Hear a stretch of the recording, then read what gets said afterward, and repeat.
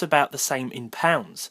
If you want to buy one new, then it will cost you closer to the $200 price point, but being a keen bargain hunter, I managed to find this one here for just £90, roughly $111.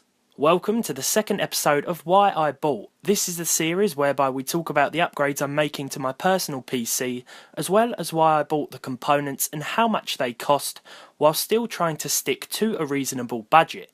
The 4460 is a quad-core Haswell CPU on the 1150 socket. It's clocked at 3.2 GHz and also has onboard HD 4600 graphics, as well as 4 threads and an 84-watt TDP. There isn't really much about it in the way of reviews, but a lot of forums indicate that it makes a great go-to chip, as it won't really bottleneck any single graphics card at 1080p. So before we put it to the test, let's talk about why I bought this and not something newer. Firstly, the price was a big factor. I had a budget of £100. Any fairly modern i5 at this price is a bargain. This is i3 money. Take the i3-60-100 for example, the popular Skylake offering that retails for about £100 to £120. It's a great CPU, but it offers around 35% less performance than this processor and wouldn't have been as big of an upgrade from my G3258. Furthermore, I didn't have to buy a new motherboard either.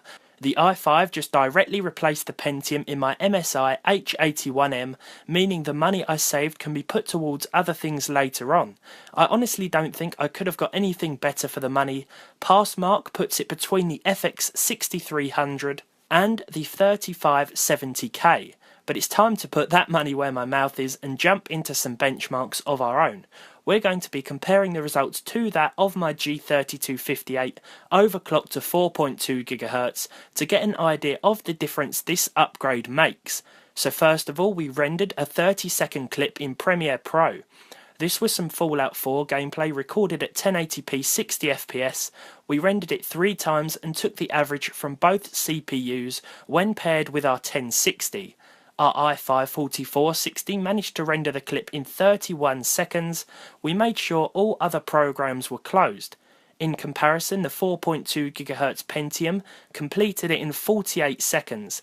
I decided to test this out first, as this is my PC's primary use. Next up, we ran Cinebench R15 CPU test. There's not much to mention here, but the Intel Core i5-4460 completed with a score of 540 as opposed to the 308 of the G3258 at 4.2. Whilst this is quite the improvement, I'm still a big fan of the Pentium, which I think still did quite well. So let's jump into some games here. Fallout 4 first on high, and we took a stroll through the most demanding area, Diamond City. Despite unlocking the frame rate and hitting over 100 FPS in some areas of the Commonwealth, Diamond City always proves demanding, and we saw 60 frames per second on average, an excellent result. When we look at our Pentium here, we still hit 40 on average, and at least 60 in the open. We then took a walk through Riverwood in Skyrim Remastered with the Ultra preset to achieve a super buttery 85 FPS even with everything turned up. We had to unlock the frame rate again here, as the game only goes up to 60 on normal occasions. Interestingly enough, the Pentium stuck a lot closer here and managed an impressive 72.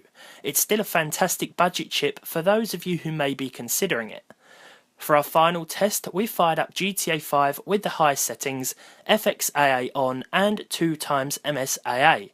We could have pushed things a bit further here, but these were the settings last used, and so we thought we may as well stick with them for now. Throughout our half-hour playtime, the game averaged at 80 FPS and didn't really drop below 60. In comparison, our Pentium stuck at 66. This actually makes me realise how capable that Pentium still really is, despite GTA 5 being more CPU intensive. So there we have it. For £90 or just over $110, I think the 4460 is a pretty decent upgrade for my personal editing and gaming system. I think if you have a socket 1150 board with something like a G3258, then this entry-level i5 makes a great upgrade, even if you pay a little more than I did. I wouldn't call this a budget CPU, I just got quite lucky, but if you happen to be looking for a sensible Haswell upgrade, you can't go wrong with this. So that's why I bought the Intel Core i5-4460. I hope you guys enjoyed this video and it helps you out if you're looking for a slightly higher than budget but not overly expensive upgrade. Let me know what you think of my decision below.